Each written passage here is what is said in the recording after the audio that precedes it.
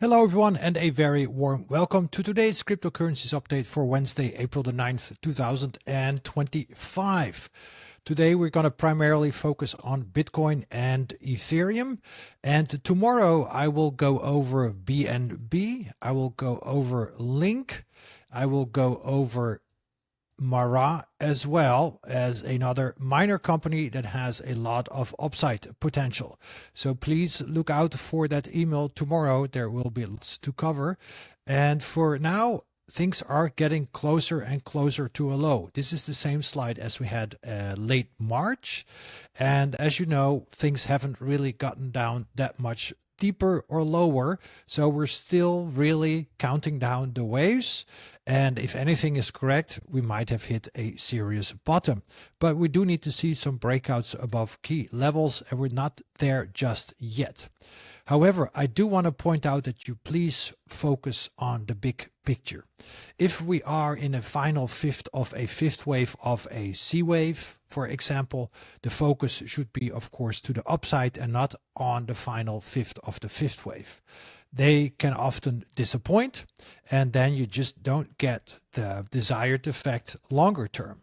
Always focus on the big picture, all right? So if there's the potential for Bitcoin to go from 77,000 to 75,000, and from there rally to 166,000, your focus should be on 166,000, not on the 75,000. All right. The same, of course, for Riot. If Riot can drop to 5, but still has the potential to rally to 20 to 35, focus should be on 25 to 35. You can always hedge a little bit if you want to really do that, if you don't want to focus yet on the big picture, but then please trade those positions very small, because if anything, today really showed that you can get hurt real quick if you focus on the small picture and not the big picture. I really want to hammer that home. That is all about risk versus reward. If the risk is 2,000 and the reward for the reward, all right, big gains come from big time frames. Anybody who tries to trade minute charts, 5-minute charts, or even hourly charts will get a lot more losing trades on the books than those who focus on the daily, weekly to monthly time frames. Zoom out, focus on risk versus reward. And if we think, all right, we're going to go to 75,000 and all we get is 76,000, or not even a lower low, because a fifth wave of a fifth wave can truncate, you know, you're in deep yogurt, so to say. So always remember those items. They're very critical in both trading, short-term, and investing, long-term. Okay, so with that, we believe that Bitcoin is most likely in this fourth wave, and Ethereum as well for a final fifth wave. On the other hand, Riot is probably in a second wave, and so are some other cryptos and, of course, other mining companies. But for now, the focus is on the completion of this fourth wave. Alternatively, we're in a 1 degree smaller fourth wave, but the current correction starts to suggest this is a larger fourth wave. We'll adjust accordingly once we get there. Ultimate upside target for Bitcoin is still around 166,000, and for Ethereum, it's anywhere between 7,500 to 12,500, somewhere around there. All right, so let's have a look at the charts. We're going to start off with the big boy Bitcoin. As you can see, we were looking for a 4 and a 5 wave, and the fourth wave could actually be extending. All right, right there. It's still possible. If we go above the top of the second wave, which is at 88,000, without going below today's low, which is at about 75,000, then the bottom is in, and then we can look forward to our next bigger rally. Then the market snuck in the final 3, 4, 5 sequence without me being able to elucidate that using the daily time frame. This still looks all like threes down, so that is definitely a little bit complicated. But other than that, I think, again, the risk versus reward is much worse for the risk people to the downside versus the reward people. So the risk here looks to about 72 to 70,000, and the reward is of course looking here to 166,000. So are you going to bet on this or are you going to bet on that? I'm going to bet on that, knowing also what my small risk is. But this is a very strong candle. However, we're still below this downtrend line. We're still below. Bulls still have to prove themselves. Okay, this is still not a 100% bullish chart. This is still a bearish looking chart, but we could have snuck in the low. There's plenty of positive divergences everywhere, but that's just a condition, not a trigger. Now we need to see price move above 88,000, and especially I would say 95,000, and that would really help us hammer home that we are on our way to that 166,000. That 166,000 remains on the chart. We've so far done about a 33% correction, so nothing out of the ordinary. Okay, this is quite common, and we can now then target into year's end the rally to 166,000. Moving on to Ethereum. Ideally, Ethereum should also do one final fifth wave lower. We've upgraded the wave count a little bit. The ideal downside target was 1085-ish. It can still be ahead. However, the bears must hold price below 2093, this fourth wave low. Of course, we have some very good downtrend lines here that price has remained under ever since the decline started since December last year. Okay, so far we've seen a quite severe drop from 4,000 all the way to 1,400. Right, this is quite the severe drop, and it's moved in 5 waves, and those 5 waves have definitely not always been the easiest to count.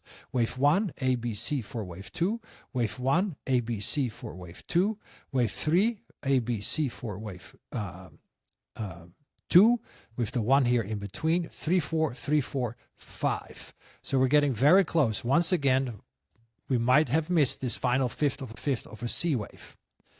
Again, if you're aiming for the final fifth of a C wave, then you should know that the reward is all the way up here and the risk is all the way down there. That's really the gist of it, and I always want to make clear that people should focus on the bigger picture, the upside reward. That's where the money is, all right? This is not where the money is. There is the money. All right. Moving on, this is our big picture chart. As you can see, Ethereum once again is in the buy zone. It's been here in 2018 in the buy zone, 2022, and we're back there again. So if history is to repeat itself, you can see that that leads to very good upside reward. In 2022, we went from around 1,000 to 4,000. That's 400%. In 2018, we went from about, I believe, 60, 70, all the way to 4,000, with of course a intermediate drop here back to about 100.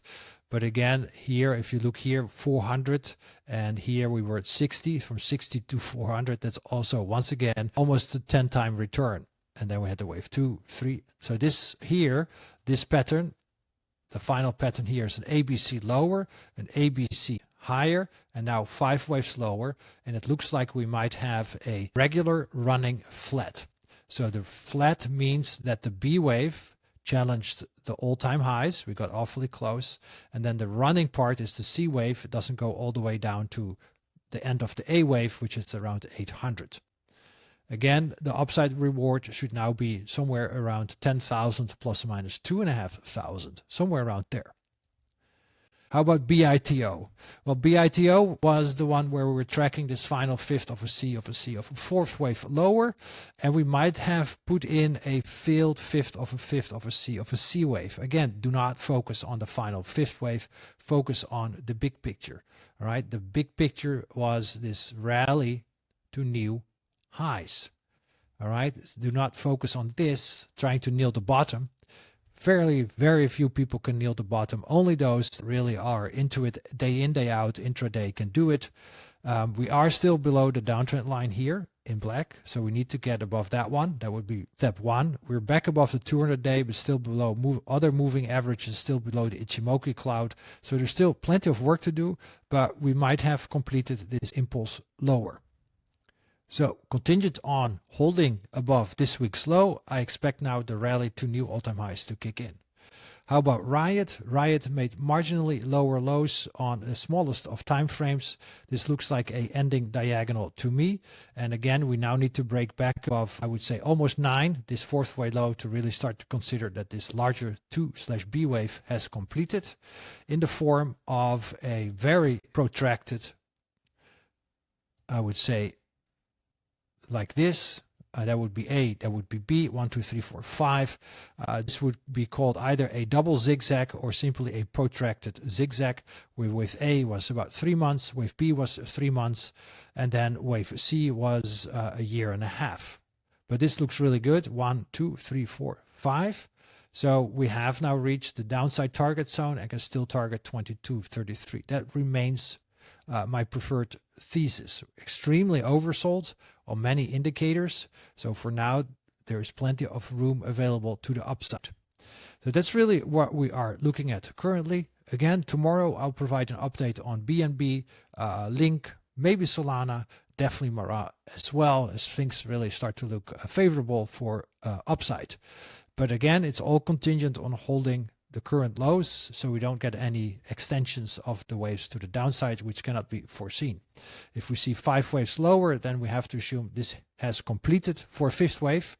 And then we always say contingent on holding 5th wave low, because otherwise the 5th wave might subdivide in another 4 more waves to get a very long 5th wave. That's really how we can track the markets. I wish I knew I could foresee those extended waves to the downside. I can't. Again, when you complete 5 waves down or up, it could suggest that this 5th wave then is complete, but it must then break below the start of that 5th wave. Otherwise, the 5th wave, of course, can subdivide. That's really the beauty of the Elliott wave. So if you have these 5 waves higher, then this is wave 5, you could say, well, 5 has probably completed, but it must, of course, go below that start of wave 5, because otherwise it can just be 1 of 5, and this would be 2 of 5, and then we get another subdivision higher, and of course a 4 and another 5. All right, that's really the beauty of the Elliott wave, that we have clear defined price levels to watch below or above which the downside or the upside has not completed just yet. Take care, trade safe, and I'll see you all later this week.